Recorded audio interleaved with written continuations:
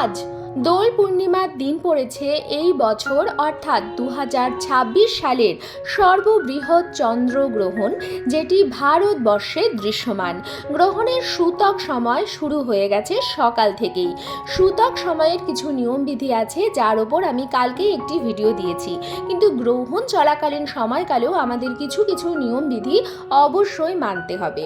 আর সব থেকে জরুরি হচ্ছে গ্রহণ ছেড়ে যাওয়ার পর, অর্থাৎ বছরের সর্ববৃহৎ চন্দ্রগ্রহণ, যেটি ভারতবর্ষে দৃশ্যমান এবং এটি একটি পূর্ণগ্রাস চন্দ্রগ্রহণ, তাই এর বিশেষ কিছু প্রভাব আমাদের ওপর অবশ্যই পড়বে।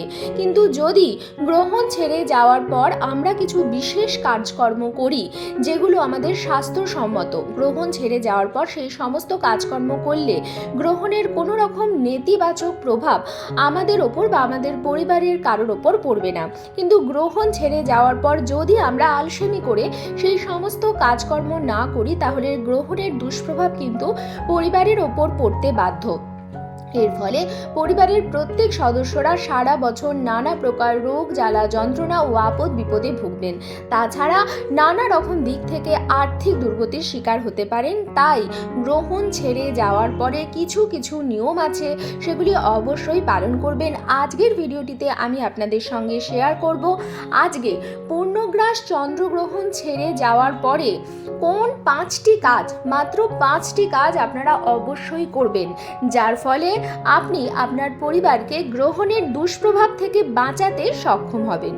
তবে মূল পর্বে যাওয়ার আগে আমার সকল বন্ধুদের কাছে একটাই অনুরোধ করব যে ভিডিওটি সম্পূর্ণরূপে দেখবেন। আজকের ভিডিওটি আমি যথেষ্ট সংক্ষিপ্ত বানানোর চেষ্টা করেছি, তাই সবাইকে অনুরোধ করব যে ভিডিওটি সম্পূর্ণরূপে দেখবেন। দেখার পর যদি ভালো লাগে তাহলে অবশ্যই কিন্তু একটি লাইক করবেন, কমেন্টসে লিখবেন হর হর মহাদেব, এবং বন্ধুরা অবশ্যই ভিডিওটি শেয়ার করবেন আপনাদের নিকট আত্মীয় স্বজন এবং বন্ধু বান্ধবদের সাথে।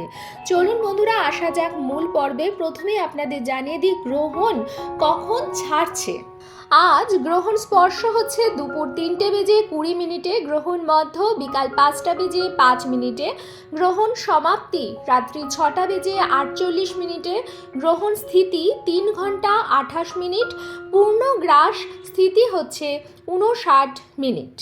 চন্দ্রগ্রহণের সময় মন ও পরিবেশ শান্ত রাখা শুভ এবং ফলপ্রসূ বলে মনে করা হয়। গ্রহণের সময় বাড়িতে শান্তি বজায় রাখুন এবং ধ্যান করুন বা ঈশ্বরের স্তোত্র জপ করুন। এই সময়ে ওম নমঃ শিবায়, মহামৃত্যুঞ্জয় মন্ত্র বা অন্যান্য মন্ত্র জপ করা অত্যন্ত ফলপ্রসূ বলে মনে করা হয়।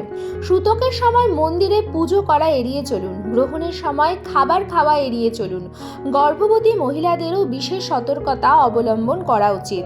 চন্দ্রগ্রহণ এবং সূতক সময়কালে কিছু কাজ এড়িয়ে চলা উচিত এবং কোনো নতুন বা শুভ কাজ করা উচিত নয়। ধর্মীয় বিশ্বাস অনুসারে সূতক সময়ে মাংস, মদ্যপান বা তামসিক খাবার খাওয়া নিষিদ্ধ বলে মনে করা হয়। ধর্মীয় বিশ্বাস চন্দ্রগ্রহণের সময় চাঁদের রশ্মি অপবিত্র হয়ে যায়। গর্ভবতী মহিলাদের বিশেষ সতর্কতা অবলম্বন করার এবং বাইরে বের হওয়া এড়িয়ে চলার পরামর্শ দেওয়া হয়। কিন্তু যদি তাদের একান্তই প্রয়োজন হয় তাহলে তাদের রশ্মি থেকে নিজেদেরকে রক্ষা করা উচিত এবং চাঁদের দিকে তাকানো এড়িয়ে চলা উচিত। নেতিবাচক প্রভাব এড়াতে গর্ভবতী মহিলাদের ধারালো জিনিস ব্যবহার করাও এড়িয়ে চলা উচিত। গ্রহণের সময় রান্না করা খাবার খাওয়া বা রান্না করা উচিত নয়। এই সময় দেব বা দেবতার মূর্তি স্পর্শ করা উচিত নয়। গ্রহণের সময় পুজো বন্ধ রাখা উচিত। গ্রহণের সময় বেশিরভাগ মন্দিরের দরজাও বন্ধ থাকে।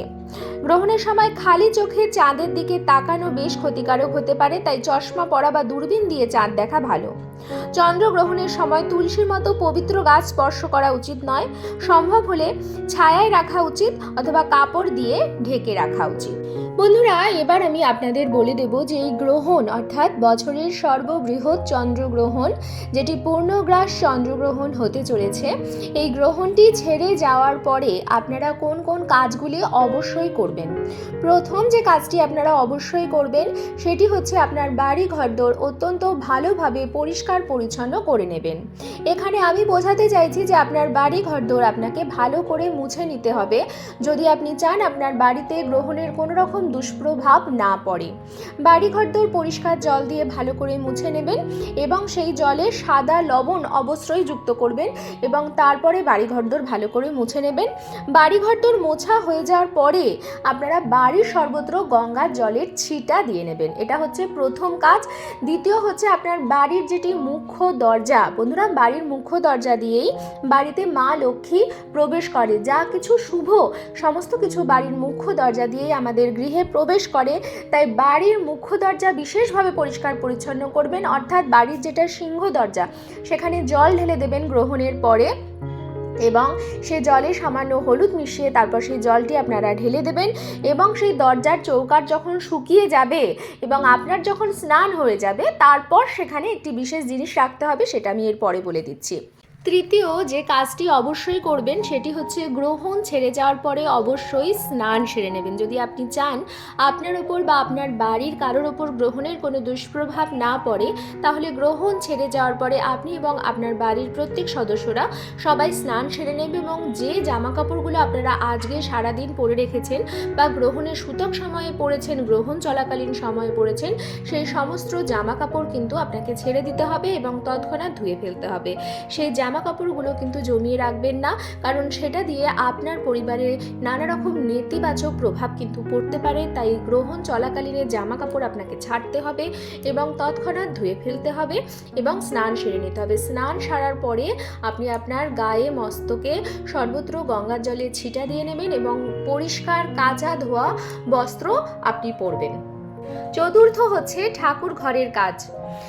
গ্রহণ ছেড়ে যাওয়ার পরে আপনি ঠাকুর ঘর ভালো করে পরিষ্কার পরিচ্ছন্ন করবেন। আপনার দেবতার বিগ্রহে যে বস্ত্র আছে সেগুলি আপনাকে পরিবর্তন করে নিতে হবে এবং বস্ত্র স্নান করিয়ে নতুন বস্ত্র পরাতে হবে এবং ঠাকুরকে আপনি ফুল নিবেদন করবেন, নৈবেদ্য নিবেদন করবেন এবং প্রদীপ ও ধূপকাঠি আপনারা ধরিয়ে নেবেন। শুধুমাত্র ঠাকুর ঘরে প্রদীপ জ্বালাবেন না বন্ধুরা, আপনাকে গ্রহণ ছেড়ে যাওয়ার পরে কমপক্ষে 3টি প্রদীপ জ্বালাতে হবে। একটি আপনি জ্বালাবেন ঠাকুর ঘরে, একটি আপনি জ্বালাবেন মা তুলসীর সামনে এবং তৃতীয় যে প্রদীপটি আপনি জ্বালাবেন যেটা আপনার বাড়ির মুখ্য দরজা আছে, যেটাকে আমি আগেই বলেছি যে গ্রহণ ছেড়ে যাওয়ার পরে ভালো করে ধুয়ে নিতে হবে, সেখানটি শুকনো হয়ে যাওয়ার পরে আপনি মুখ্য দরজায় কমপক্ষে একটি ঘিয়ের প্রদীপ অবশ্যই জ্বালাবেন যাতে গ্রহণের কোনো রকম খারাপ প্রভাব আপনার বাড়ির সিংহ দরজার ওপর না পড়ে।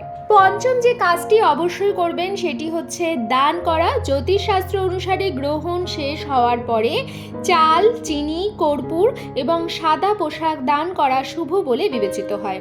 এটাও বিশ্বাস করা হয় যে এটি গ্রহণের সঙ্গে সম্পর্কিত অশুভ প্রভাবকে দূর করে। দান আপনারা করবেন গরিব অভাবী মানুষকে। বন্ধুরা এই 5টি কাজ যদি আপনারা গ্রহণ ছেড়ে যাওয়ার পরে করতে পারেন তাহলে গ্রহণের কোনো রকম দুষ্প্রভাব আপনার বা আপনার পরিবারের ওপর পড়তে পারে না। আগামীকাল আসতে চলেছে হোলি এবং হোলির দিনই আমরা রং খেলবো। বন্ধুরা আশা করব যে এই হোলি আপনার জীবনে অনেক আনন্দ উচ্ছ্বাসের রং নিয়ে আসুক, আপনাদের সকল মনস্কামনা পূর্ণ হোক, আপনাদের নতুন বছর অত্যন্ত ভালো কাটুক। আজকের পর্বটি আমি এখানেই শেষ করছি। দেখা হবে কিপ গ্রুমিংয়ের নতুন একটি পর্ব নিয়ে। সবাই খুব ভালো থাকবেন, সুস্থ থাকবেন। আপনাদের প্রত্যেককে জানাচ্ছি হোলির অনেক অনেক শুভেচ্ছা।